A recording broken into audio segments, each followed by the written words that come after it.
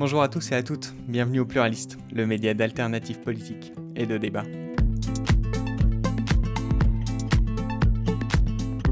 Le 13 juin prochain, les citoyens suisses vont être invités à se prononcer par référendum d'initiative citoyenne pour une Suisse libre de pesticides de synthèse.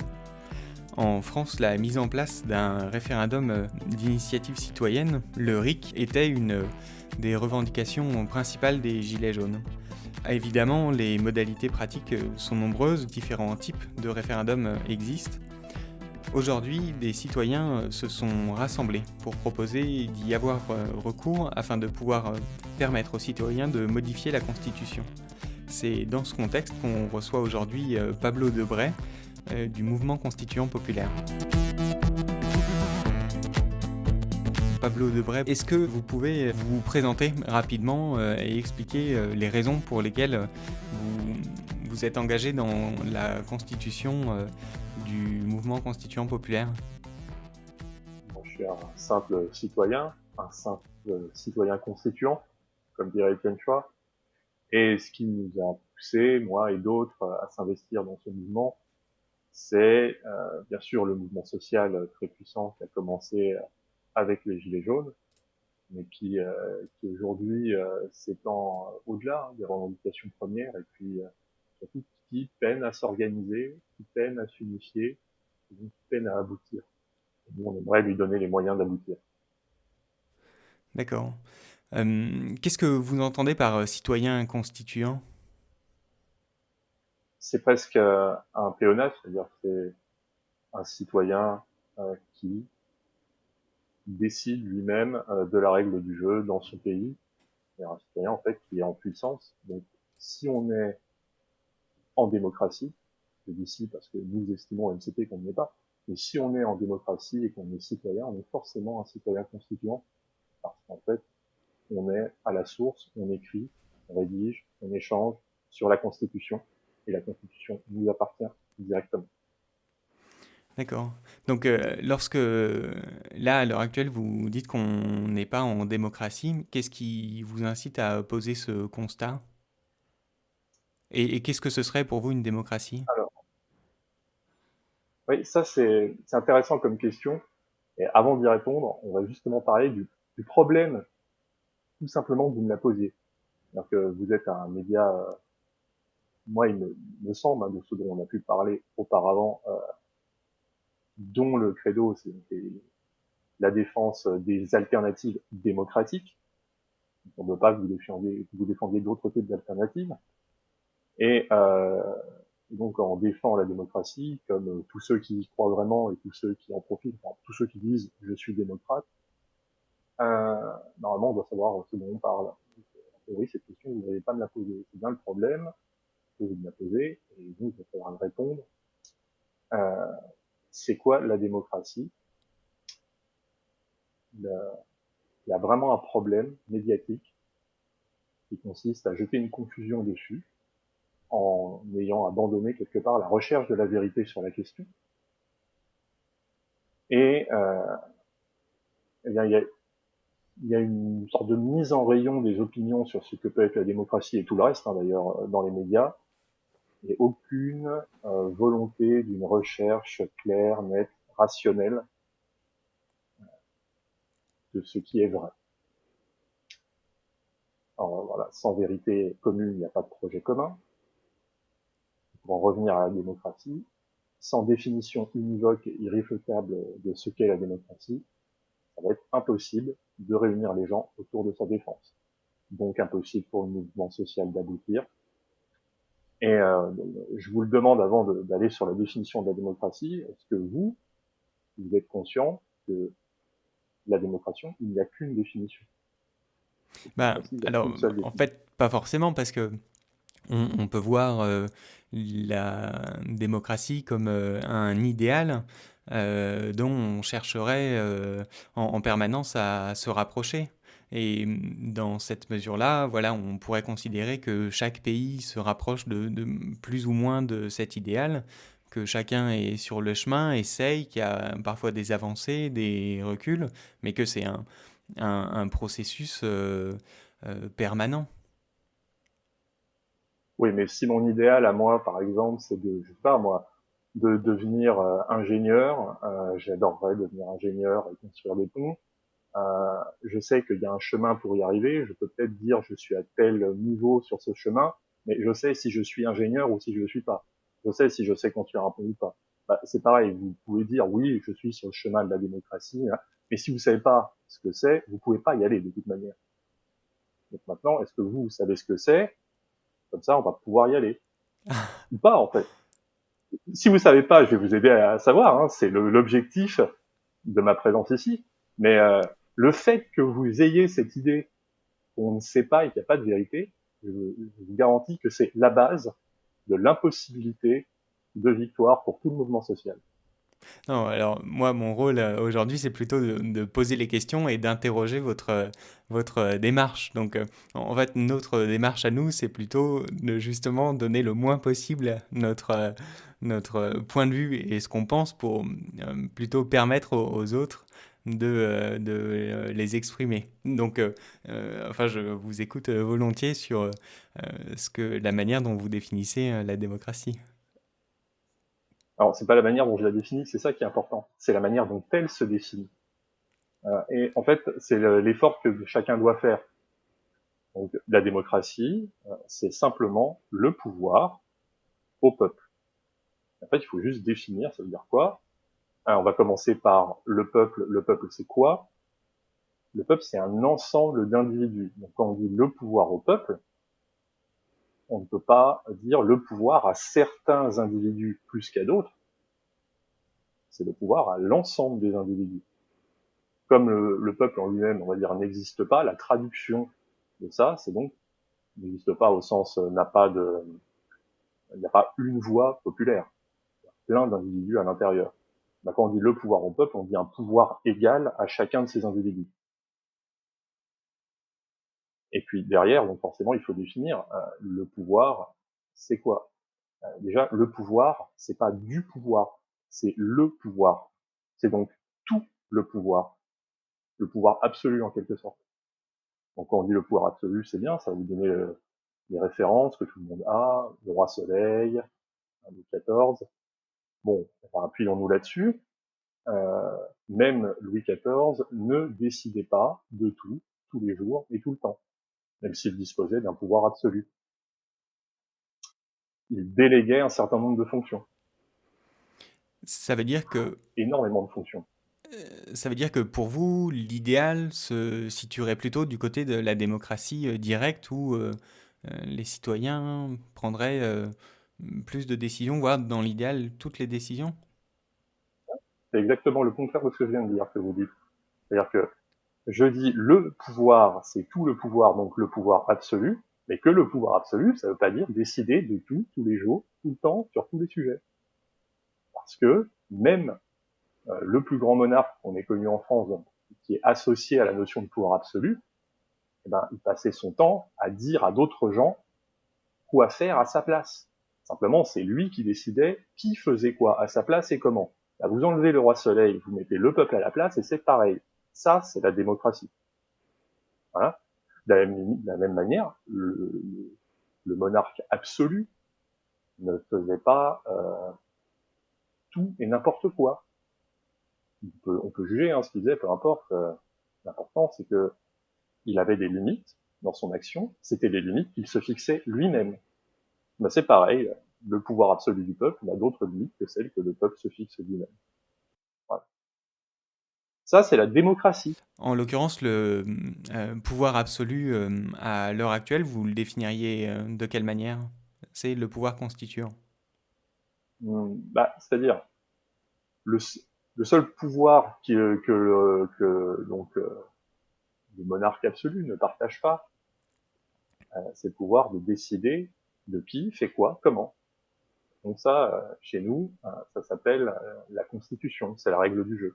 C'est la manière dont on délègue tout ce que derrière on va appeler les pouvoirs, mais qui en fait ne sont que des délégations de ce fameux pouvoir constituant, qui sont le judiciaire, voilà, le législatif, le, le, enfin, l'exécutif et puis le médiatique et puis tous les autres. Tout ce qu'on appelle pouvoir, en fait, ne sont que des fonctions déléguées du pouvoir constituant, qui, dans une monarchie absolue, appartient dans son entièreté au roi, et qui, en démocratie, appartient dans son entièreté au peuple.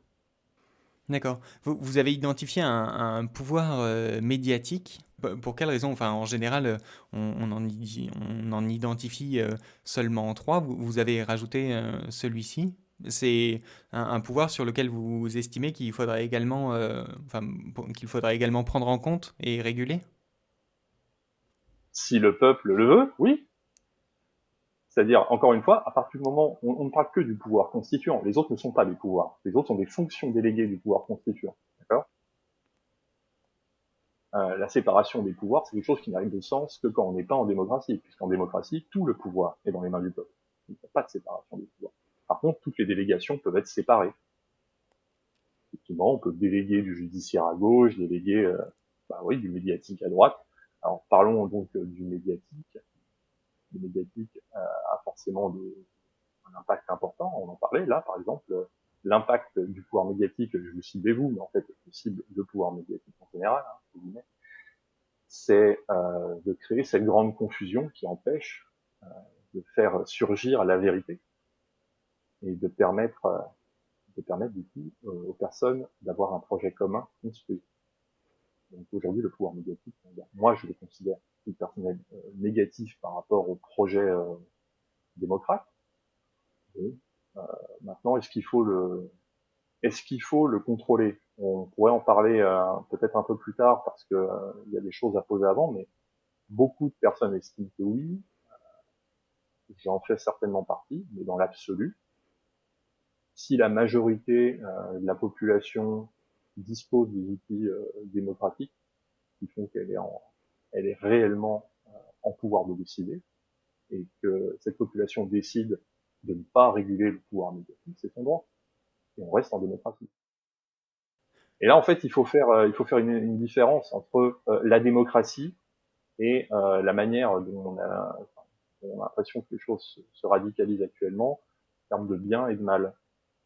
On peut estimer que le pouvoir médiatique aujourd'hui est corrompu, est mauvais. Bon, mais ça n'a rien à voir avec la démocratie. C'est une opinion, qui peut être très bien argumentée. C'est des questions de valeurs qui sont soit personnelles, soit culturelles, qui tournent autour d'une morale. Voilà. Ça n'a rien à voir avec la démocratie. Est-ce qu'il y a à l'heure actuelle dans le monde des systèmes démocratiques qui vous inspirent? Non, il n'y en a pas. Il y en a probablement jamais eu. On pourrait discuter de certaines périodes. Voilà. Parce que moi, je suis pas historien, donc je maîtrise pas forcément ces sujets suffisamment dans le détail. Hein. Il y a des périodes grises, on va dire, mais des périodes tout à fait claires où on sait qu'on est en démocratie. À l'époque moderne, c'est sûr que non. Y compris la Suisse, hein. C'est pas une démocratie. D'accord. Vu que vous y faisiez référence. Oui, mais là encore, c'est parce que, enfin, il peut, dans certains pays, exister des outils dont on peut s'inspirer et qui peuvent donner des idées, même si, effectivement, dans l'ensemble, on cautionne pas forcément l'ensemble de la démarche et la manière Ouais. globale de fonctionner du gouvernement. Qu'est-ce qui vous a donné l'envie de vous investir dans la mise en place du mouvement constituant populaire? Pourquoi est-ce que ça vous paraît essentiel aujourd'hui? Pourquoi est-ce que ça vient maintenant en fait? La grande contradiction euh, des, des gens avec qui j'ai pu militer ou avec qui j'ai pu discuter dans la rue, des gens avec qui je partage beaucoup de choses à titre personnel, hein, de valeurs, d'envie sur l'avenir, voilà, une esthétique sur le monde, je partage plein de choses avec un tas de gens, et pourtant, j'ai toujours cette limite qui est de tomber face à des gens qui considèrent que toutes ces opinions qu'ils ont, tous ces désirs qu'ils ont, toute cette esthétique qu'ils ont, euh, il faut qu'ils appellent ça le juste, le bon, le bien. Alors que je peux dire, moi j'ai très envie, peut-être à titre personnel, d'une écologie véritable, j'ai très envie, c'est très vague ce que je dis, c'est pour donner des exemples, j'ai très envie d'une réelle démocratie. Euh, mais bon, c'est moi, et je vois pas comment je vais pouvoir démontrer que c'est juste bon ou bien. Voilà, ça n'a aucun rapport. Quand on pense les choses en termes de bien et de mal, on peut pas vivre en paix avec ses voisins, parce qu'en fait, à partir du moment où on n'aurait pas la même notion de ce qu'est le bien et le mal, par exemple dans une nation qui n'est pas monoculturelle, on n'a souvent pas tout à fait les mêmes définitions du bien et du mal entre les individus, on peut pas vivre ensemble de manière pacifiée. Voilà. De la même manière, on va revenir à la démocratie, mais quand on entend partout, ça a l'air d'être la revendication commune, en fait, cette revendication de démocratie à tous les mouvements sociaux, quelle que soit leur revendication particulière propre, tout le monde à un moment dit démocratie, eh bien, quand, quand on pense les choses en termes de bien et de mal, on peut pas accepter un avis majoritaire. Si c'est un avis majoritaire, cet avis est mal, on n'accepte pas. Le mal, on le combat. Donc, moi, je ressens une contradiction forte entre les revendications pour une démocratie réelle qu'on a partout et les autres revendications qu'on appelle législatives. Typiquement, ce qu'avait fait la France insoumise en 2017, c'est de dire on va donner le pouvoir au peuple et puis on va faire de l'écologie, du social et tout ça, sans avoir pris le temps de voir qu'en fait, ben non, si on donne le pouvoir au peuple, c'est le peuple qui va décider si on fait de l'écologie, du social et tout le reste, qui va fixer les orientations. Voilà. Bref, c'est toujours cette même contradiction entre la démocratie et ce qu'on pense être le bien, le mal. Il y a une difficulté pour les gens de s'orienter là-dedans. Ils n'arrivent pas à faire la part des choses. Il y a ce que je veux. Mais si je veux vivre en démocratie, je dois accepter que ce que je veux n'est pas forcément ce que mon voisin veut. Et que si la plupart des gens veulent quelque chose que je ne veux pas, bah, en démocrate, je devrais l'accepter. Bref, moi, c'est régler cette contradiction qui m'intéresse. Peut-être d'un point de vue plus émotionnel, lever l'hypocrisie sous un certain nombre de comportements qui disent démocratie uniquement parce que finalement c'est un mot qui parle à tout le monde, derrière lequel on peut mettre n'importe quoi, puisque les médias permettent, on juxtapose des dizaines de définitions différentes de la démocratie, sans jamais réfléchir à est-ce qu'il y a une vérité derrière. Voilà. Donc c'est un devoir d'honnêteté de définir ce qu'est la démocratie si on veut la défendre, et du coup c'est un pas en avant vers la possibilité, et là c'est mon esthétique, d'une nation française apaisée et capable de prendre des décisions responsables, avec un peuple responsable et autonome. J'ai pas dit des décisions bonnes, c'est des Et responsables. le contexte actuel vous paraît être propice à cette revendication-là? C'est quelque chose qui, enfin, pour le MCP, est dans l'air du temps et qui correspond à un véritable besoin? Alors, est-ce que la démocratie est une revendication, est-ce que les gens la souhaitent? Impossible de vous le dire. Juste dire que les gens la revendiquent et comme ils l'ont pas définie, ils savent pas ce qu'ils revendiquent. Donc nous, notre travail, c'est justement de se dire, bah, il y a peut-être une opportunité, effectivement, que tout le monde actuellement souhaite la démocratie. Donc on va apporter cette définition pour mettre de la lucidité dans le débat et donner une chance à chacun de s'unir autour d'un objectif commun. Mais peut-être qu'on va découvrir qu'en fait, simplement, les gens disent démocratie mais n'en veulent pas. Ça, je ne sais pas. Mais effectivement, il y a une opportunité, c'est sûr, vu que tout le monde le revendique. Tout le monde revendique d'être démocrate. Ça mérite quand même qu'on s'y attarde un petit peu. Et donc, si on rentre maintenant, enfin, dans des aspects plus concrets de la démocratie, quelles mesures est-ce qu'il faudrait mettre en place pour justement concrétiser cette démocratie en France? Quelle est la revendication portée par le MCP? Ouais, on va reprendre rapidement. Donc, ce qu'on avait dit, c'est que il faut que le pouvoir appartienne à égalité à tous les individus, que ce pouvoir, c'était le pouvoir constituant, et que dans son absolu, il devait appartenir aux individus constitués en peuple. Maintenant, le pouvoir, justement, c'est important ici. On voit souvent le pouvoir sous son angle évident, qui est le pouvoir de prendre des décisions. C'est moi qui décide. Mais c'est pas que ça, parce que si vous décidez entre un certain nombre de choix qui ont été fixés par votre voisin, il dit oui, on va à gauche ou à droite, c'est toi qui décides. Si tu veux aller ailleurs, tu peux pas, quoi. C'est ce qui se passe d'ailleurs dans la plupart des cas aujourd'hui. Déjà, on fait semblant de nous donner le pouvoir de décider, mais en plus, on nous fait décider entre un faux, enfin un choix qui n'est pas un choix total, absolu de tout ce qu'on pourrait vouloir. Donc, le pouvoir, c'est le pouvoir de décider, mais c'est aussi le pouvoir de proposer. Et donc, ce qu'il faudrait pour être en démocratie, c'est que les citoyens, et les citoyens seuls, sans le biais d'aucun représentant, puissent chacun, individuellement, proposer des révisions de la Constitution, et que les révisions de la Constitution ne puissent être validées que par tous les citoyens dans leur ensemble, avec un pouvoir partagé de manière strictement égale. Ça s'appelle un référendum. Et donc, si on dit que l'initiative peut appartenir à n'importe quel citoyen, ça s'appelle un référendum d'initiative citoyenne, ce que les gens appellent le RIC. Mais la démocratie, en fait, c'est pas le RIC en toute matière, c'est pas n'importe quel RIC, c'est uniquement le RIC, le référendum d'initiative citoyenne en matière constitutionnelle. Parce que derrière, on pourrait dire probablement, j'en sais rien en fait, il y a des sondages, mais qu'est-ce que ça veut dire les sondages? Si on regarde les sondages, on dirait probablement ça devrait déboucher à un moment vers un RIC législatif, vers un RIC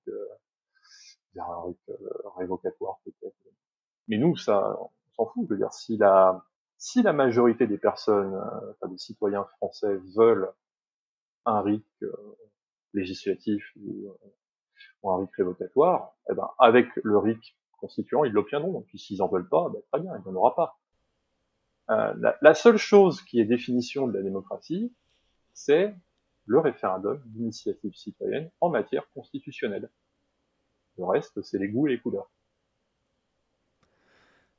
Et alors, quelle est votre stratégie à l'heure actuelle pour porter cette revendication? Comment est-ce que vous vous structurez? On a d'abord essayé de rassembler des citoyens qui militent autour de cette question, donc qui sont rassemblés sous différentes étiquettes par ailleurs, voilà, qui parlent, qui ont une certaine audience. En fait, tout ça, c'est une question voilà, d'audience, d'arriver à faire passer le message, de crédibilité du message. Donc, la crédibilité du message, elle repose sur sa rationalité totale. C'est irréfutable, l'argument que je vous ai fait. Vous pouvez vous lever tôt le matin, vous n'y arriverez pas. Et donc derrière, elle va reposer sur les personnes et les groupes qui vont soutenir publiquement ce message. Donc on a commencé par essayer de rassembler des citoyens convaincus pour créer une base militante autour de ce message. Donc avec des groupes comme l'A3, comme les gentils-virus, les citoyens constituants, des personnalités, voilà, notamment Etienne Chouard. On a essayé de discuter avec les constituants de François Coq. En fait, on a essayé de discuter avec la contestation. Et l'objectif, c'est dans un premier temps, de rassembler, on va dire, les citoyens constituants et de les mettre, ceux qui sont déjà, en fait, constituants, qui ont déjà compris cette définition de la démocratie, pour les mettre en mouvement.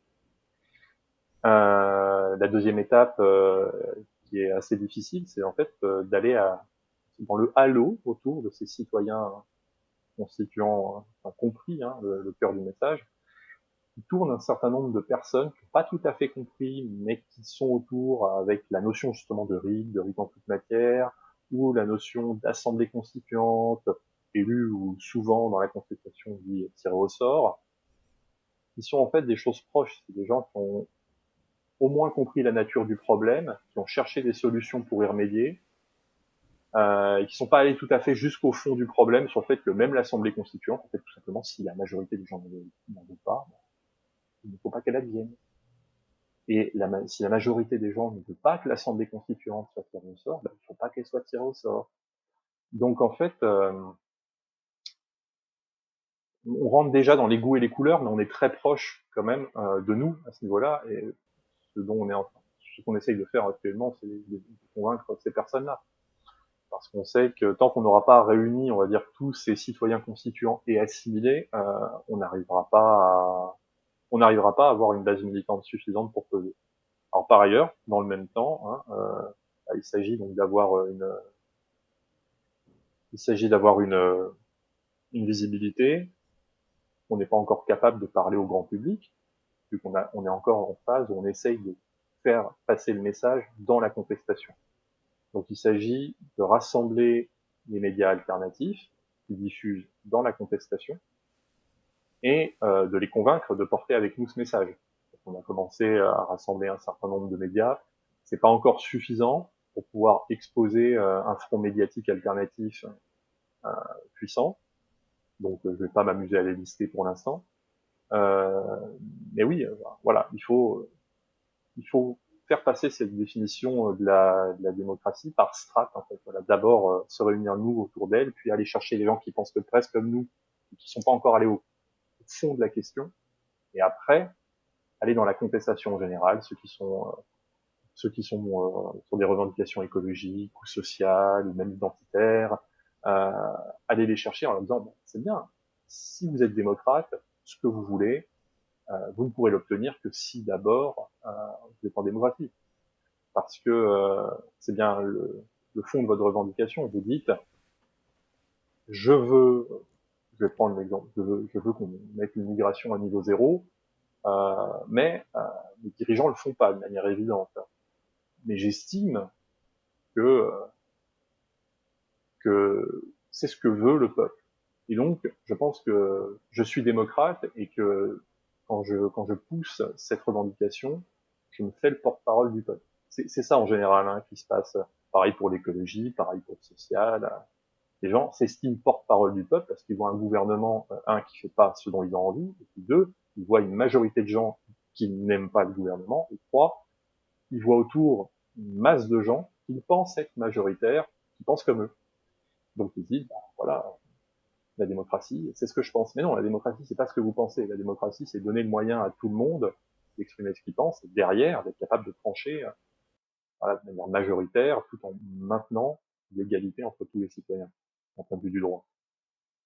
Et ben voilà, la première étape, c'est les citoyens constituants. La deuxième étape, c'est la contestation, les rassembler autour de la démocratie, qui continue de militer pour ce pourquoi ils militent tous, mais de voir que leur seul moyen de gagner, s'ils sont honnêtes en tout cas, ça va être d'abord de mettre en place un système démocratique, et là seulement on pourra passer au grand public. Vous avez évoqué l'Assemblée constituante. Pourquoi avoir justement fait le choix de porter la revendication du référendum d'initiative citoyenne constituant plutôt que la possibilité ou l'envie d'une assemblée constituante? Pourquoi est-ce que cette idée-là vous paraît finalement avoir peut-être plus de chances de succès qu'une assemblée constituante? Enfin, ou est-ce que ça vous semble avoir plus de chances Ah, de succès? bah, en termes de chances de succès, si on réfléchit en termes de chances de succès, c'est comme réfléchir en termes de part de marché électorale. Euh, c'est pas ce qu'on fait. Comment on ferait de la politique politicienne? Nous, on est démocrate, donc on définit ce qu'est la démocratie, puis on va le chercher. Euh, il n'y a nulle part dans la définition de démocratie la notion d'assemblée constituante. On voit même pas de rapport. Il y a un peuple constituant. Mais une assemblée constituante, c'est un moment particulier, pas nécessaire, dans lequel, voilà, pas tous les citoyens, mais un certain nombre, vont se rassembler et vont revoir la Constitution dans son ensemble. Alors déjà, l'Assemblée constituante, ça ne veut rien dire, parce que si, déjà, est-ce que ces citoyens vont être convoqués par le peuple? Si c'est Monsieur Macron qui décide d'inviter une assemblée constituante, elle n'a pas de fondement démocratique. Bah, alors, il y a plein Bon, il y a après, plein elle de n'a pas de manières fondement différentes démocratique. d'imaginer que la convocation d'une assemblée constituante. Effectivement, ça peut être Oui, revendiqué et mis en place par le pouvoir actuel, mais aussi euh, monté par une grosse mobilisation citoyenne. on va dire comme en 1789, quelque chose qui s'auto-organise. Bah, par exemple. D'accord, mais à un moment, pour que ce que va produire cette assemblée constituante puisse être appliquée, il va falloir quand même que cette assemblée, elle prenne le pouvoir. Donc, elle coupe des têtes, quoi. Enfin, peut-être métaphoriquement, mais il va falloir le faire. Soit qu'elle se fasse élire, soit qu'à un moment, elle rentre dans l'Assemblée nationale et qu'elle dégage les gens qui y sont. Donc, l'Assemblée constituante en soi, n'est pas un moyen de prendre le pouvoir, de toute manière, n'est pas la définition de la démocratie. Tout ce qu'est l'Assemblée constituante, c'est un moyen de revoir dans son ensemble la Constitution sur une période courte. Alors, je comprends que ça intéresse beaucoup de gens, moi compris, hein, d'ailleurs, parce que c'est, on a l'impression qu'il y a tellement de choses qui vont pas. On nous dit là, il faut revoir tout le schéma. Oui, peut-être, mais il faut revoir tout le schéma si on a la certitude que c'est ce que veut la majorité des gens. On va le revoir de la manière dont il le veut. Donc pour ça, il faut d'abord avoir le rythme constituant qui va permettre à la majorité de la population de prendre des décisions constituantes, y compris notamment celle, éventuellement, de convoquer une assemblée constituante. Et éventuellement, de demander que cette assemblée constituante soit tirée au sort. Et tout ça, c'est éventuellement, c'est que si la majorité de la population le veut. On peut quand même douter aujourd'hui du fait que la majorité de la population veuille changer la constitution. On a, on a quand même un prisme dans la contestation à, à ne pas voir qu'il y a une grande partie de la population, en fait, on ne sait pas vraiment ce qu'elle pense. On sait pas. Est-ce qu'ils savent d'ailleurs ce qu'est la Constitution? Est-ce qu'ils en ont quelque chose à faire? Voilà. Donc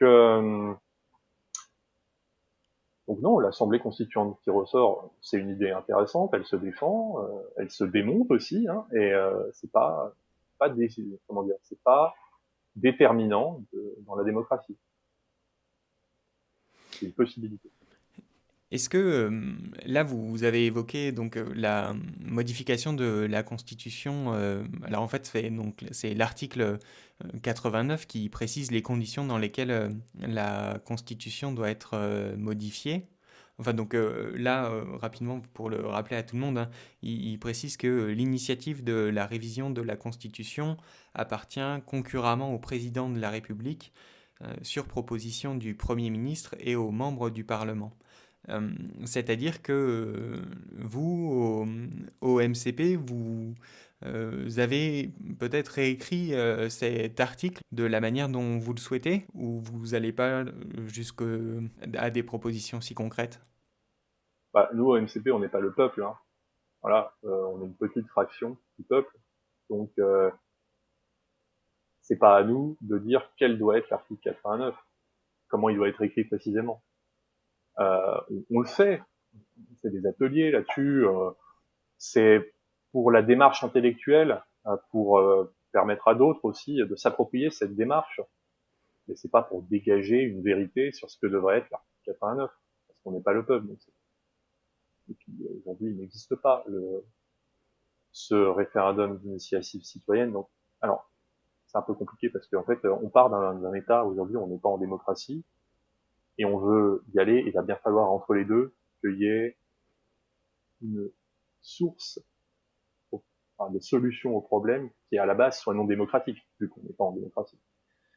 Donc bon, on se mord un peu la queue là-dessus, donc je vais vous expliquer un peu comment on peut sortir de cette impasse, mais non, nous on définit pas ça, nous ce qu'on dit simplement, c'est que effectivement cet article 89, c'est le cœur du pouvoir constituant, c'est là et juste là qu'il est, hein. Il est nulle part ailleurs. Enfin, on pourra en débattre, il y a quand même des endroits ailleurs un peu cachés, mais à partir du moment où on dispose de celui-là, on est capable de gérer les autres endroits où il a été un peu dispersé, le pouvoir constituant. Donc le pouvoir constituant est dans l'article 89, très essentiellement, et aujourd'hui, effectivement, il appartient au président de la République, hein, qui n'est pas le peuple, hein, tout le monde le sait, et à l'Assemblée nationale, qui n'est pas non plus le peuple, hein, vu qu'ils sont 577, qui ne représente pas non plus le peuple, hein, vu l'état des élections, de toute manière, Euh, c'est important, même si les élections étaient quelque chose de bien, l'Assemblée nationale, ça resterait un groupe de 577 personnes qui ne sont pas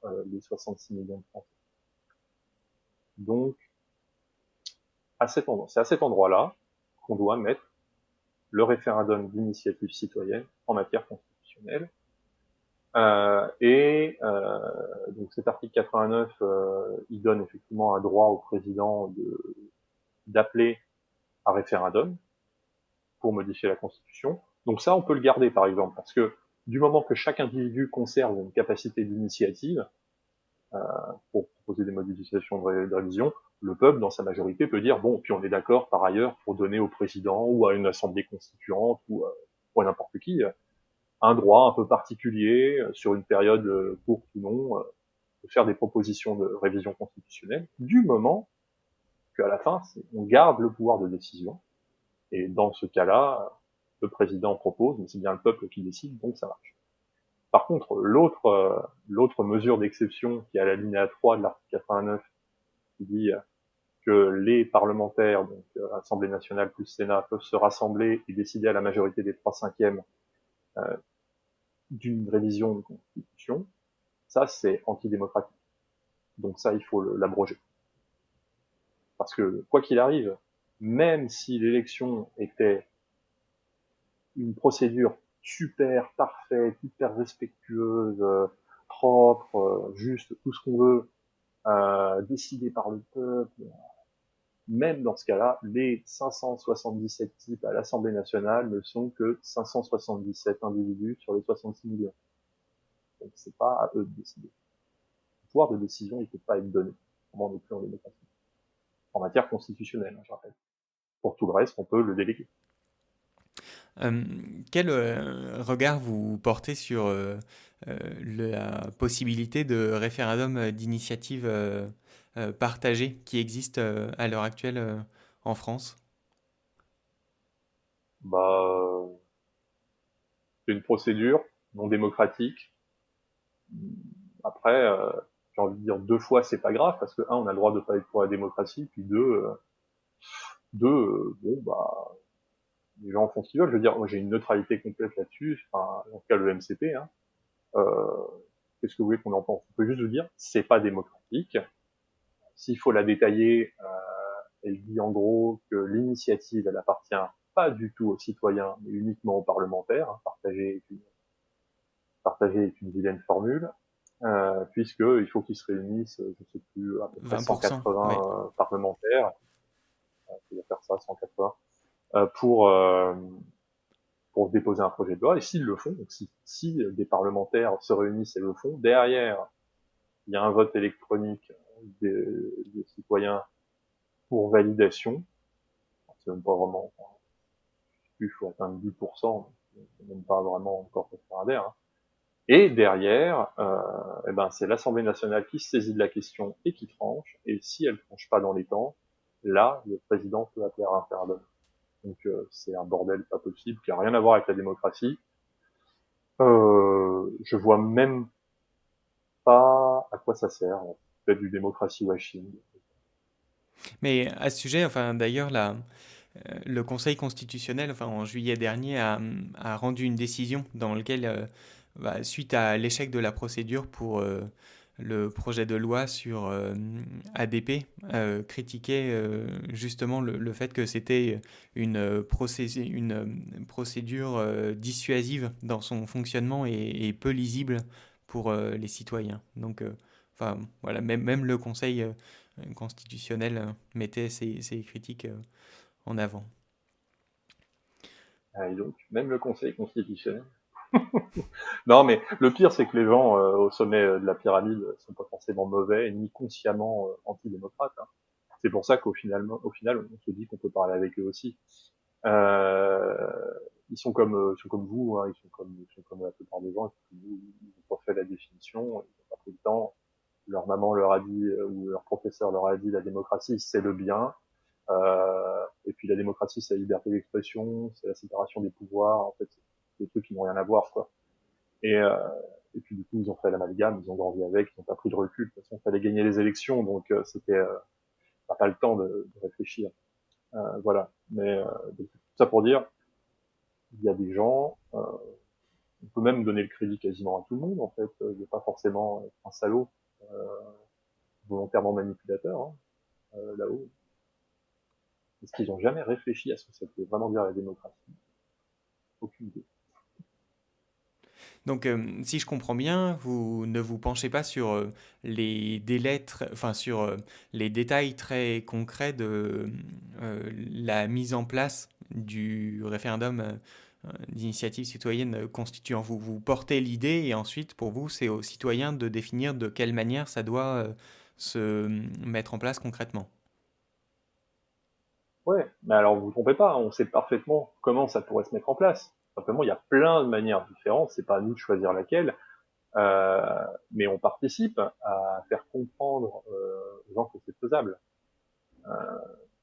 Moi, si vous me demandez, si vous me dites, bah non, mais ça marchera pas pour telle raison, j'arriverai à vous donner un contre-argument. Bon, regardez, si on fait une procédure comme ça, et ça marche. Par exemple, le contre-argument, enfin, on a le plus souvent, on va dire, ah, mais bon, on va changer de constitution tous les jours, tout le monde va pouvoir dire ça va être n'importe quoi et tout. Ah non, pour donner un exemple, hein, je dis pas que c'est ma volonté ni rien, mais en fait, de la manière que les élections ne se faites pas tous les jours, il peut y avoir un jour dans l'année qui est destiné à trancher les référendums d'initiative citoyenne en matière constitutionnelle. Du coup, ça va pas être débordant. Et puis si on ne veut pas 200, on peut pourra qu'il y en ait, mais peut-être qu'il y en aurait 200 là, de propositions à 2000. C'est pas interdit de les trier, d'avoir des modes de tri intéressants, parce que finalement on ne vote à la fin chaque année que sur 10 propositions de modification constitutionnelle. Voilà. Donc les modalités, il y en a plein, on peut en imaginer plein, et en fait, simplement, il faut être conscient que comme c'est juste décider de la règle du jeu, chaque citoyen est tout à fait capable de comprendre ce qui pourrait ne pas marcher, et du coup, de comprendre ce qui pourrait marcher. Il faut juste prendre le temps d'y réfléchir. Tous les problèmes que les gens voient avec le référendum d'initiative citoyenne, eh ben, c'est bien justement, ils voient tous les problèmes que ça pourrait avoir, c'est-à-dire qu'en fait, ils ont toutes les solutions déjà pour les résoudre. Donc là, vous avez évoqué justement enfin, quelques critiques ou points de vigilance qu'on vous soumet. Enfin, vous avez évoqué le fait qu'il pouvait y en avoir donc 200. Il y a d'autres points de vigilance à avoir en tête selon vous? Par exemple, on pourrait dire que une des difficultés d'avoir un processus permanent, ce serait de ne pas avoir une vision globale de ce que doit être l'organisation du pouvoir et que faire des réformes au cours du temps peut poser des problèmes de cohérence globale d'un texte qui est quand même fondamental dans l'organisation du pouvoir. C'est pour ça qu'un conseil constitutionnel, par exemple, c'est intéressant, ou autre chose, un organe de contrôle. Simplement, cet organe de contrôle, il vaut mieux éviter, comme aujourd'hui, qu'il appartienne à des dominés et à des anciens présidents, voilà, qui sont là. En bref, l'idée d'un organe de contrôle pour maintenir la cohérence de la Constitution, oui, c'est important. Mais cet organe de contrôle peut être quelque chose, on peut imaginer justement des procédures qui le rendent tout à fait transparent et qui lui donnent de bonnes chances de pas se planter ou de pas être partial. Voilà. Souvent, les gens vont amener le tirage au sort à cet endroit-là en disant voilà, on va amener des gens qui tirent au sort, ou alors il y en a d'autres qui ont dit on va faire peut-être un collège de magistrats, oui, mais comment on va les faire?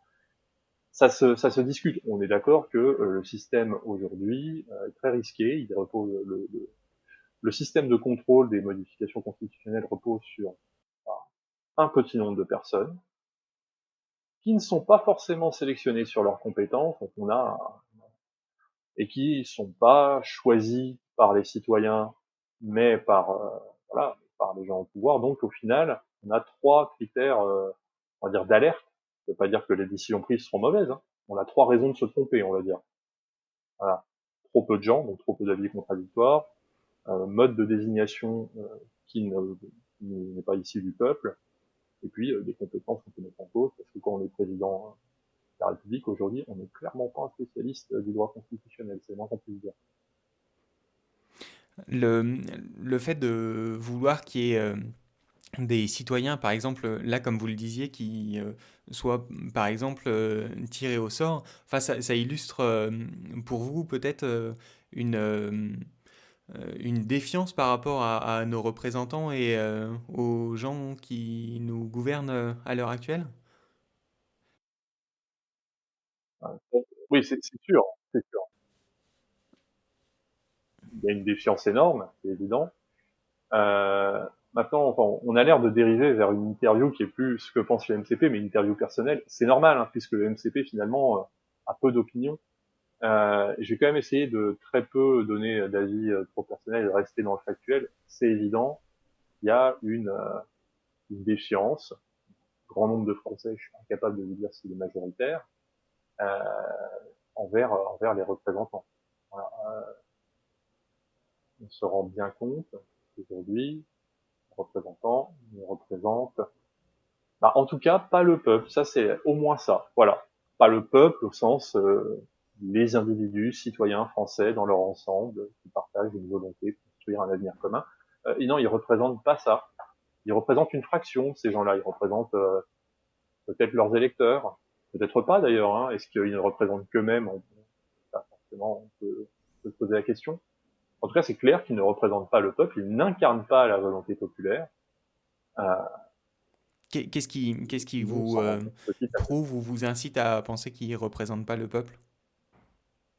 C'est tout ce qu'on a dit ici. On n'est pas en démocratie. Donc, de toute manière, c'est pas, ce ne sont pas les citoyens qui ont décidé que nos institutions devraient fonctionner de cette manière. Les élections, le rythme des élections, la distribution des mandats, la manière dont c'est fait. Peut-être que les citoyens le voudraient, mais en tout cas, c'est sûr, c'est pas eux qui l'ont.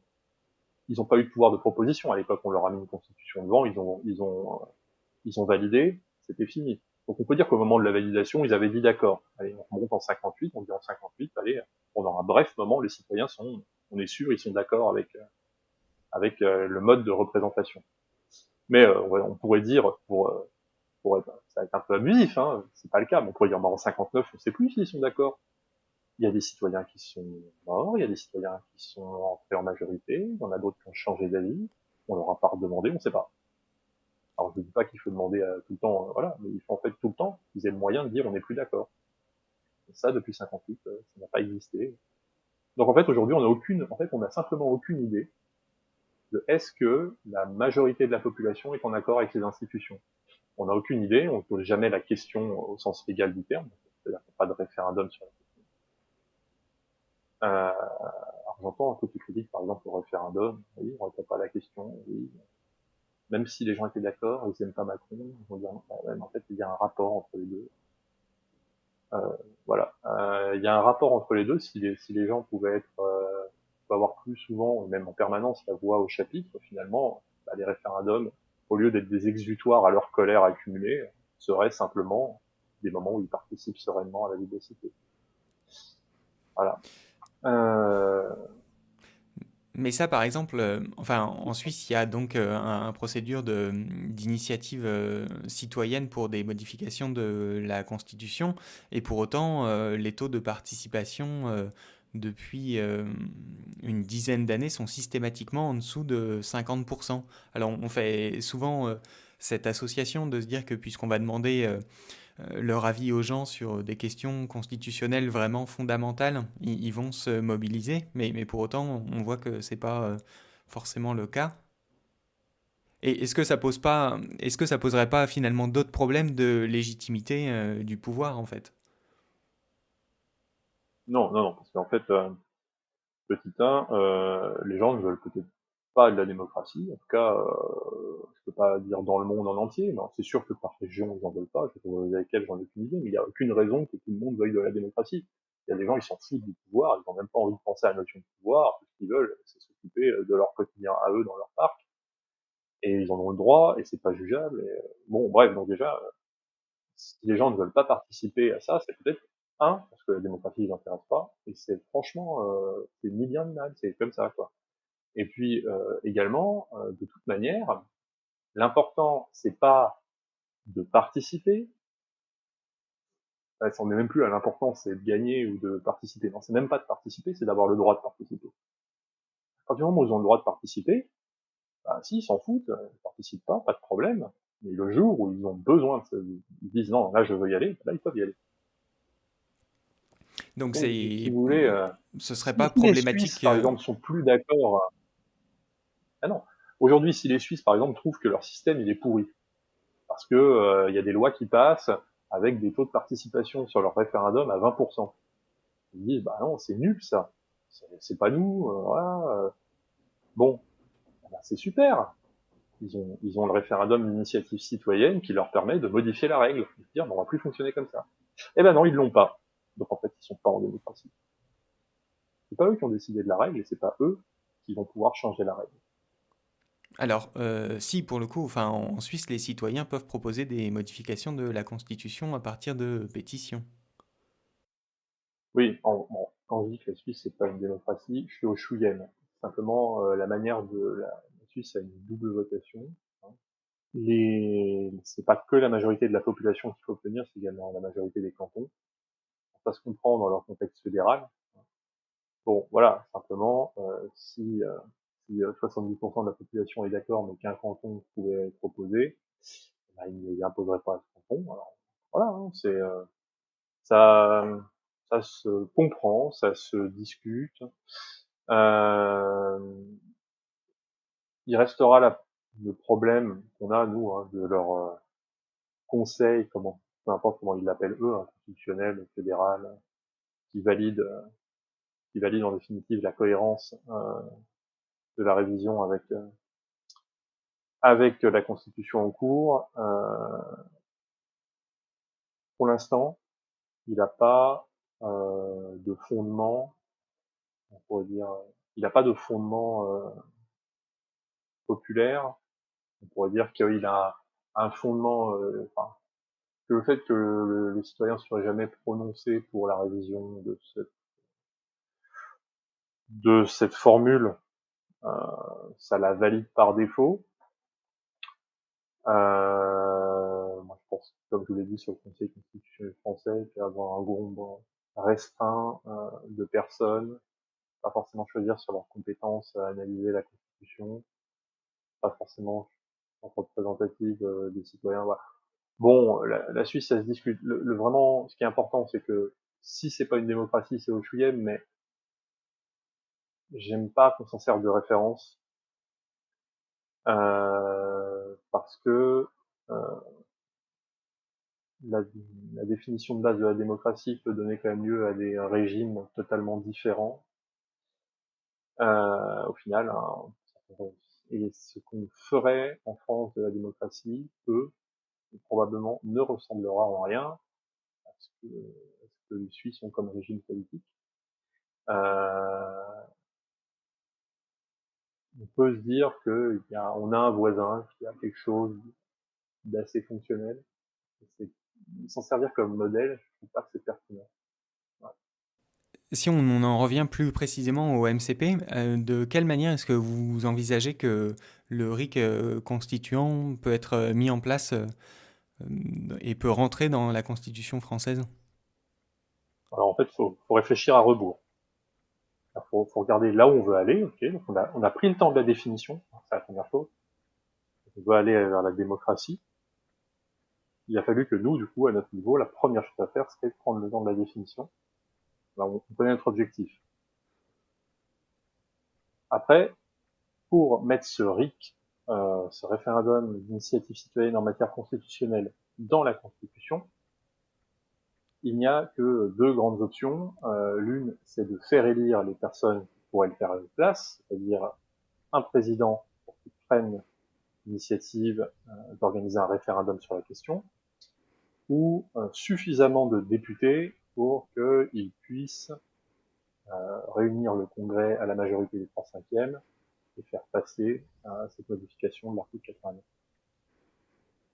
Ça, c'est voilà, la voie électorale. L'autre voie qui existait dans l'histoire française et d'autres pays, c'est de se rendre directement dans les lieux de pouvoir, d'en dégager les personnes qui s'y trouvent et de prendre leur place, et donc de facto , d'exercer le pouvoir à leur place et donc de mettre ce qu'on veut dans la Constitution. Nous, le MCP, on ne défend aucune de ces stratégies en particulier, notamment parce que les gens qui croient en l'élection et les gens qui n'y croient pas et qui pensent plutôt à un soulèvement populaire, y compris pacifique, ces gens-là sont à peu près irréconciliables. Dans la... Donc, si je comprends bien, votre rôle, c'est plutôt d'essayer de tous les rassembler et de voir ce qu'il adviendra si une option se dégage plutôt qu'une autre. Ouais, les rassembler, effectivement, c'est la priorité, et pour ça, il faut leur faire comprendre que leurs stratégies sont trop, comment dire, anticipent trop sur une phase de la prise de pouvoir à laquelle on n'est pas du tout. Eux, ils se disent, pour prendre le pouvoir, c'est les élections. Alors, ils se disent, pour prendre le pouvoir, c'est le soulèvement. Et donc, c'est ça qu'il faut faire. Oui, bah, à terme, effectivement, c'est l'un ou l'autre, ou les deux qu'il faut faire. Et effectivement, il faut prendre le pouvoir, mais pour être en état de gagner les élections, ou pour être en état de réussir un soulèvement, dans tous les cas, il y a des prérequis qu'on n'a pas du tout atteints. Et notre travail ne devrait pas être d'essayer de gagner des élections ou d'organiser un soulèvement populaire, mais plutôt d'atteindre ces fameux prérequis-là. Et justement, ça fatigue les gens qui ont besoin d'action ou de régler leurs problèmes maintenant. Mais je vous le dis tout de suite, hein, l'action, ça ne marchera pas si vous ne savez pas dans quelle direction elle va, et vos problèmes ne pourront pas être réglés si vous n'avez pas d'abord réglé les questions démocratiques. Donc, c'est pas satisfaisant à entendre, donc c'est comme ça. Euh, alors, la première chose que tout le monde doit faire, c'est bien réfléchir à quelle est la légitimité de ces revendications propres. Il y a plusieurs réponses. Hein. Ça peut être parce que j'ai envie, c'est tout à fait juste. Il n'y a rien à tout dire à ça. Les gens ont le droit d'avoir envie à peu près de ce qu'ils veulent. Hein. Et là-dessus, malheureusement, parce que j'ai envie, ne vous permettra de vous associer qu'à des gens qui ont envie de la même chose que vous. Ce sera assez rarement une majorité. Voilà. Il y a d'autres possibilités qui sont de dire, c'est ce qui a été choisi par la plupart des mouvements contestataires, de dire nous estimons que ça est légitime parce que ça est majoritaire dans la population. Oui, mais ça n'a pas été prouvé parce qu'un sondage n'est pas une preuve, et finalement, ça ne pourra pas être prouvé contre la volonté des gouvernants, puisque s'ils ne veulent pas le faire, le référendum qui permettrait, par exemple, de prouver que la majorité existe sur ce que vous désirez, que ce soit la sortie du nucléaire, ou au contraire, hein, l'ouverture de nouveaux réacteurs nucléaires, par exemple. Bon, bah, que vous soyez pour ou contre le nucléaire, déterminer la vraie voie que les Français souhaitent suivre sur ce sujet demanderait quand même de passer par référendum, parce qu'aujourd'hui, on ne traite aucun de ces sujets, en particulier par référendum. Les élections traitent par package, excluent les coursis, ça. Bon, bref, le sujet en propre n'est pas traité. Et donc, quelle que soit votre revendication, si la manière dont vous avez de le légitimer, c'est de dire la population, c'est ça qu'elle veut, et ben, il va falloir le prouver. Et pour le prouver, il va falloir entrer en démocratie.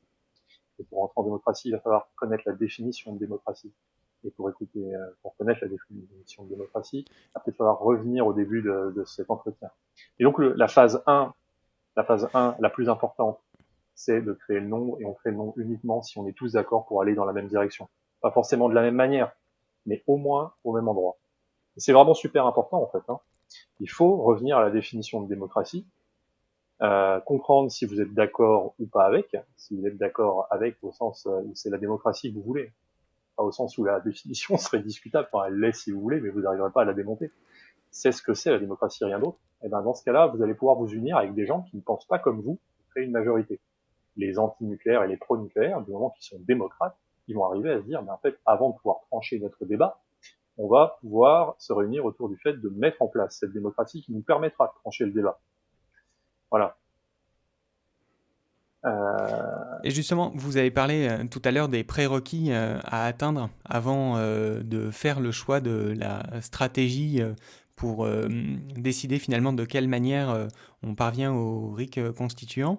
Ces prérequis, concrètement, c'est quoi? Bah, ces prérequis, c'est ceux que je viens d'énoncer sans, voilà, peut-être de manière un peu confuse, mais prérequis, c'est de construire le désir commun d'une, comment dire, d'un avenir commun, quoi. C'est le, le but, c'est de créer, il faut créer au moins une majorité idéologique.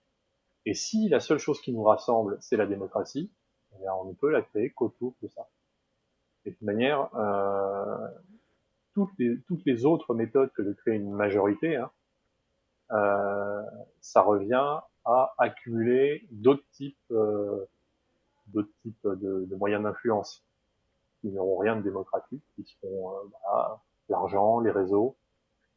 D'ailleurs, si vous souhaitez mettre en place une démocratie, si vous estimez que votre argument c'est la masse, à vous de la mettre en action, cette masse, et pour la mettre en action, en fait, vous êtes obligé de constater que dans cette masse de gens qui estiment tous être majoritaire, en fait, il y a plein de gens qui pensent des choses contradictoires, et il va falloir passer au-dessus. En mettant tout ça de côté, au moins le temps de l'union. Enfin, d'ailleurs, le temps de l'union ou à l'intérieur de l'union, ça n'empêche pas en parallèle de continuer une unité, chacun pense ce qu'il veut. Écologique, social, de tirage au sort. Voilà. Vraiment, le prérequis, c'est ça, c'est de créer une majorité idéologique pour le changement, qui n'existe pas. Aujourd'hui, tout le monde veut le changement, mais personne ne veut le même ou personne n'a réussi à identifier que c'était le même. Parce que tout le monde en est resté à moi, j'ai telle volonté assez concrète et immédiate qui est de donner du pouvoir d'achat, de réduire la pollution, tout ça, sans comprendre que si ça se fait pas, vous n'avez que deux moyens d'y remédier. Hein, c'est de rentrer dans le système que vous estimez être pourri euh, et qui lui-même ne règle pas les problèmes en espérant que ça va vous amener en position de pouvoir pour les régler un jour.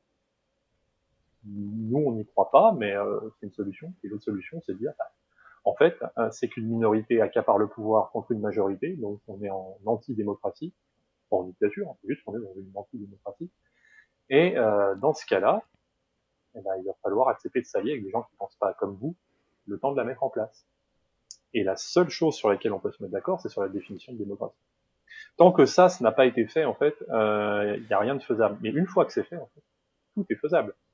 Parce que une fois qu'on s'est tous mis d'accord sur la définition de démocratie et qu'on a enfin accepté d'aller dans le même sens, n'importe quelle élection, on la gagne. N'importe quel soulèvement, on le réalise.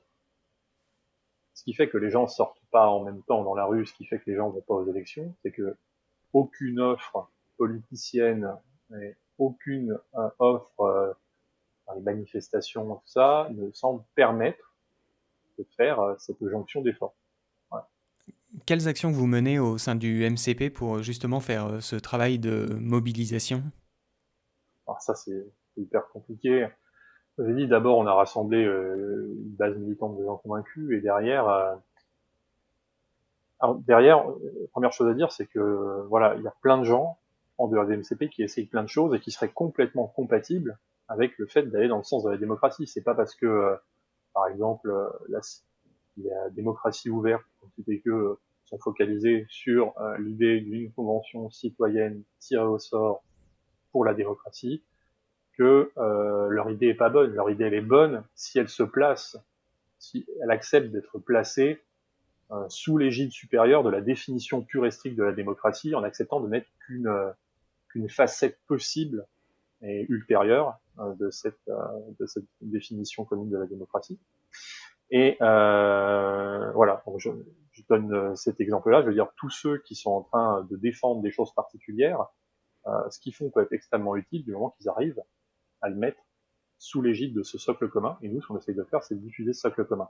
Alors, il y a plusieurs manières. Celle qu'on a priorisée, c'est d'organiser c'est d'organiser un maillage territorial. Ça, c'est nous, hein, ça n'a pas de rapport avec la notion pure et stricte de démocratie. C'est-à-dire, c'est notre petite manière à nous de contribuer aux grandes œuvres. Et donc, là-dedans, d'avoir des groupes d'action d'une dizaine de personnes par département, c'est possible, parce que c'est le nombre de personnes, une dizaine d'actifs, qui permettent de tenir un bureau de vote au sens d'une élection classique. Une élection classique, à peu près 1000 bulletins de vote, une urne, voilà, de l'information à faire passer, un temps de, un temps de, un temps de débat, plein de choses à organiser pour que un vote ait un intérêt. Donc c'est quelque chose qui prend peut-être un mois et demi, qui se termine par voilà, une votation avec une urne. Tout ça, le faire, ça demande cette dizaine de personnes. Et l'idée, ce serait d'arriver à organiser et coordonner ce genre de votation sur un même sujet à l'échelle nationale. Donc, par exemple, un bureau de vote ciblé par département. Ça ferait à la fois un excellent sondage, ça ferait une excellente opération de communication, ça montrerait une capacité à s'auto-organiser. Voilà. Donc ça, c'est ce sur quoi on travaille prioritairement. Et en fait, ça revient à quoi? Ça revient à se réapproprier progressivement le pouvoir législatif. Voilà. Une version alternative du pouvoir législatif. Et on pourrait dire que Et sur quel symboliquement, sujet vous voudriez que les gens se prononcent?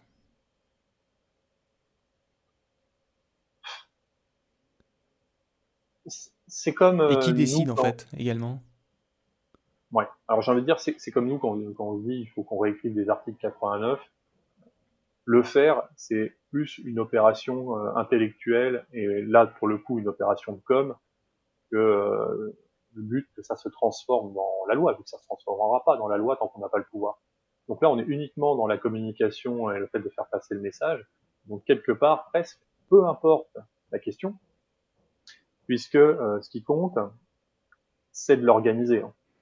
C'est la démarche elle-même qui va dans le sens de ce qu'on veut faire.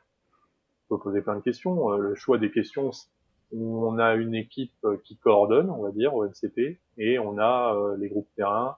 Et je suis même pas exactement dans la boucle à cet endroit-là où je suis pas en ce moment, mais c'est en discussion, on aller-retour avec eux, les groupes proposent des questions, on fait des tris, voilà, on propose un vote. Normalement, c'est comme ça que ça va se passer, mais franchement, je peux même pas vous dire à mon niveau comment ça se passe exactement. Je suis sur autre chose. Ben voilà, c'est une interaction entre l'équipe de coordination et puis les groupes locaux. Le choix des questions.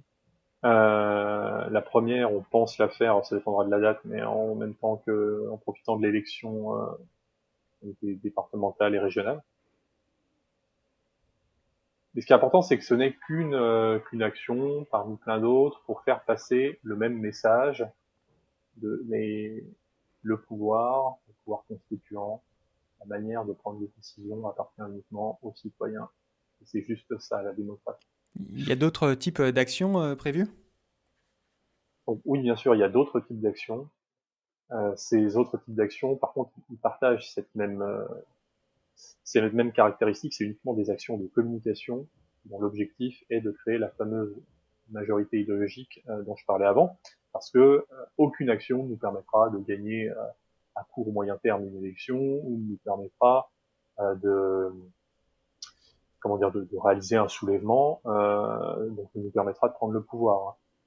Tous les gens qui s'attachent trop vite, tout de suite à prendre le pouvoir, construisent des propositions bancales dans lesquelles ils doivent faire énormément de compromis avec les groupes terrain pour que machin qui veut rouge, mais truc qui veut noir, comment t'arrives à s'entendre, il faut commencer à monter des bouts de ficelle pas croyables, pareil au niveau des partis, au niveau quand on veut gagner une élection, pour se compromettre sans arrêt.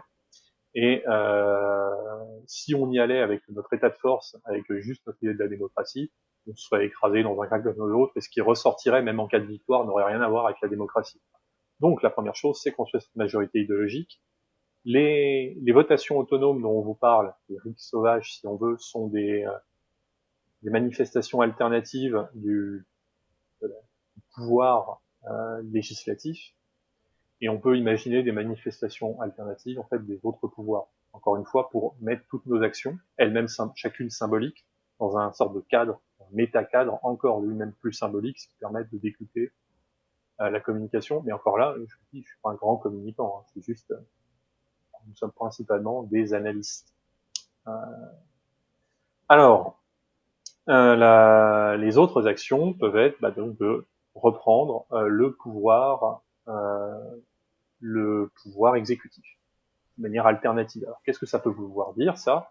Bien sûr, hein, ça n'aura pas de, comme nos votations n'auront pas de concrétisation dans le droit, ces actions-là n'auront pas non plus de concrétisation dans le droit, mais constituer un gouvernement de transition alternatif, de personnes compétentes dans chaque domaine, c'est par exemple de dire aux gens, regardez, non seulement nous avons la capacité euh, d'assumer le maintien de l'État en cas de transition démocratique, donc c'est donner confiance plus tard, et du coup c'est donner confiance tout de suite. C'est rassurer. Alors bon, ça a de prérequis. Hein. Il faut que les personnes qu'on mettrait dans ces ministères soient à la fois compétentes, qu'elles soient crédibles en tant que ministres, c'est-à-dire qu'elles soient capables de prendre leur ministère contre une administration dont on sait que les hauts fonctionnaires peuvent encercler et contraindre un ministre. Donc, ça veut dire elle doit être le contre-ministre en question doit être entouré. Il doit avoir une équipe de gens aussi compétents que lui autour de lui, peut-être une dizaine de personnes. En plus, ce contre-ministre doit être démocrate, c'est-à-dire qu'il doit avoir compris la définition de la démocratie, et donc il doit être prêt à aller contre ses opinions. Et le contre-ministre, il faut qu'il soit un minimum lucide sur les enjeux liés à son domaine d'expertise.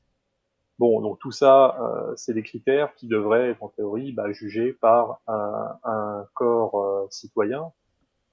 Et bon, aujourd'hui, pour le moment, ce qu'on imagine, c'est les gens qui font partie de notre réseau terrain.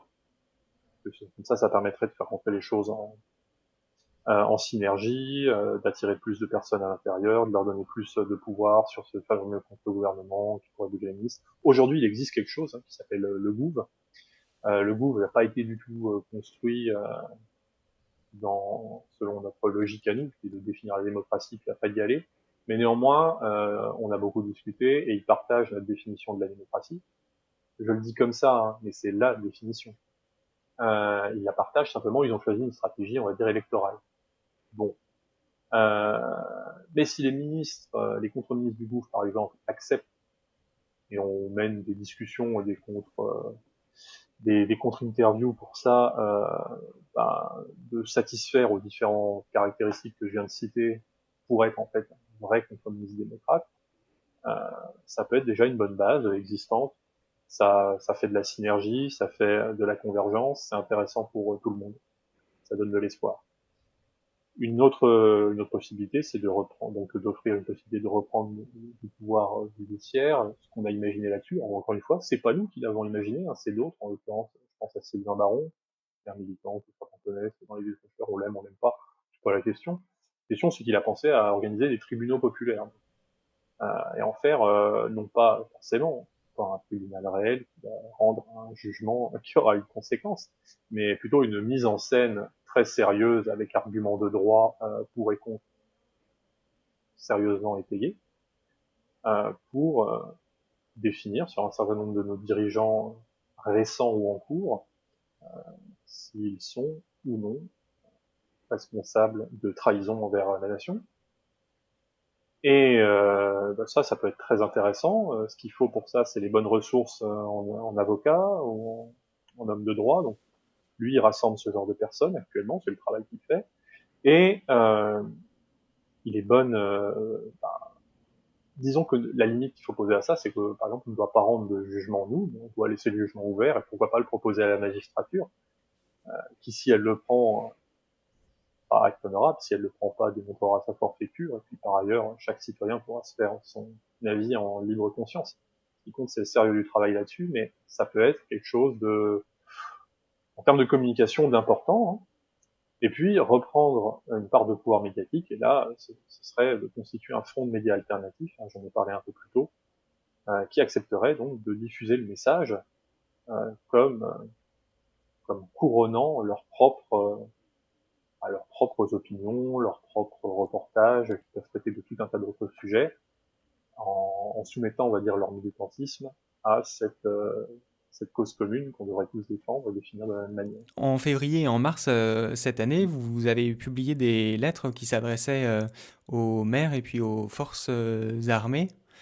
qui ont été remises donc par les groupes locaux, donc à la fois au maire. Qu'est-ce qui vous a donné l'idée de cette démarche? Qu'est-ce qui la motive? Pourquoi finalement les maires et les forces armées? Il y a rien de très, il y a rien de très novateur sur le fait de distribuer une lettre ouverte. L'idée, c'était un peu à un moment où le maillage territorial n'est pas prêt à assumer l'organisation d'une votation, de lui permettre quand même d'être actif. Être actif, c'est quand même une partie de l'équation quand on veut rester en vie et de contribuer à la diffusion du message par d'autres biais en attendant. Et qu'on avait choisi, c'était de diffuser une lettre à chacun des pouvoirs qu'on souhaitait derrière toucher, hein, voilà, les grands pouvoirs tels qu'ils sont imaginés, même si je rappelle que ce ne sont que des fonctions déléguées du pouvoir constituant. Et donc on a choisi les maires parce que, on va dire, dans ce qui se rappelle au législatif, ce sont sans doute les institutions les plus appréciées de la population, la même que dans ce qui se rapporte à l'exécutif, hein, d'une certaine manière, les l'armée, enfin, qui fait appliquer la loi, maintient l'armée est sans doute ce qui se rapproche le plus, parce que ce que le peuple, ce pourquoi le peuple a le plus d'affection, sans doute parce que l'armée est quand même relativement neutre vis-à-vis de tout un tas de questions extrêmement voilà, suivantes. Et l'idée derrière, c'est d'aller voir des gens du corps, de la magistrature, ou puis d'aller voir pourquoi pas les médias, lesquels, comment, ça n'a pas encore été défini, encore une fois, c'est pas moi qui m'en occupe. Mais c'est ça, en fait, l'idée qui repose derrière. Il faut, d'une manière ou d'une autre, connecter les gens à ces pouvoirs dont ils ne disposent pas. Donc on peut imaginer des opérations de communication, on peut imaginer c'est, se rattacher à ce qu'il y a de meilleur dans l'existant pour chacun de ces pouvoirs. Tout ça pour quand même, en définitive, arriver à tous reprendre le pouvoir constituant. D'accord. Pablo Debray, on arrive à la fin de l'entretien. Est-ce qu'il y a quelque chose que vous souhaiteriez aborder encore? Ce que je voudrais rajouter, ou plutôt ce sur quoi je voudrais insister, peut-être en essayant de trouver des mots différents, c'est que à la fois, faut pas, il faut essayer de ne pas regarder le monde en termes de bien et de mal, où on a tous le droit d'estimer que des choses sont bonnes ou mauvaises, bien ou mal. Mais imaginez que la manière dont nous on voit le monde est la manière juste et que chacun devrait partager cette manière de voir les choses, ça ne peut pas amener, euh, amener un régime démocratique. Ça ne peut pas amener un régime démocratique si si vous estimez qu'il existe un mal absolu, valable en dehors de vous-même, que tout le monde devrait reconnaître, quand vous allez reconnaître ce mal, vous le combattrez, même s'il est majoritaire dans votre pays. Et c'est ce qui se passe en fait aujourd'hui. Il y a d'énormes radicalités qui s'opposent, qui se méprisent, qui se détestent. Il y a plein de raisons très concrètes à tout ça. Il y a pas de... C'est triste, mais il est absolument obligatoire pour ceux qui veulent réellement entrer en démocratie de sortir de ce genre de réflexion. On a deux dernières questions spécifiques aux médias pour terminer l'interview. La première, ce serait que on voudrait savoir au MCP si vous, dans quel environnement intellectuel vous baignez, quelle source de lecture vous avez, comment est-ce qu'il y a des médias particuliers que vous lisez particulièrement? Alors, j'ai bien compris que vous vouliez pas vous positionner personnellement, mais est-ce que au MCP, il y a des, voilà, des médias, des lectures qui font consensus? Je crois pas, non. Vraiment, je crois pas. On passe notre temps à s'engueuler sur les références et on n'en utilise aucune du coup. Hein. D'accord. Même Étienne Chouard, hein, c'est-à-dire que tous ces livres qui portent sur tout ce qui va porter sur le tirage au sort, MCP, on s'en fout, quoi. Enfin, on s'en fout, le MCP s'en fout, et ça peut être une bataille de temps en temps là-dessus, mais il n'y aura jamais d'avis unifié. Là, franchement, ça va être dur de donner quelque chose, parce que justement, notre environnement intellectuel, il n'y a pas vraiment de précédent hyper identifié. Bon, et notre dernière question, ce serait de savoir ce que c'est pour vous le pluralisme. Qu'est-ce que ça vous évoque?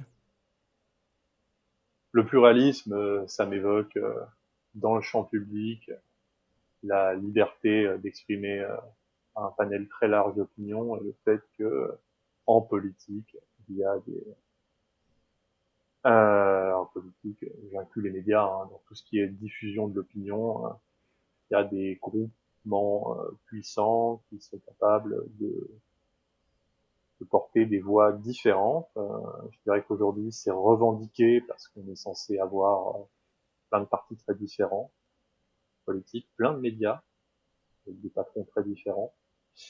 Donc, en haut de la pyramide, on nous dit que nous sommes en démocratie et que le pluralisme existe. Nous, de notre point de vue, euh, la démocratie n'existe pas, le pluralisme existe peu. C'est un pluralisme de niche, hein. Voilà, il y a quelques personnes comme ça cachées dans des coins qui font des trucs sympas, un peu différents. Mais ce qu'on appelle le mainstream, le grand public, comment dire, théâtralise des différences, mais pour se retrouver sur l'essentiel, et notamment sur l'antidémocratie. Très bien. Merci Pablo Devray. On se tiendra au courant de l'évolution du MCP à l'avenir. Ouais, le MCP n'a pas tellement d'importance en soi. C'est l'idée qu'il porte qui est importante. Les gens s'en saisissent et se donnent une possibilité de gagner ou continuent de se battre les uns contre les autres. Voilà. Mais il n'y a pas besoin de venir sous l'étiquette MCP pour comprendre ça. Bien, merci à tous et à toutes d'avoir suivi cette émission. On se retrouve bientôt pour la rencontre d'autres mouvements. Le pluraliste vit grâce à vos dons. Vous pouvez nous soutenir sur notre page Tipeee ou directement sur notre site internet. Merci à tous.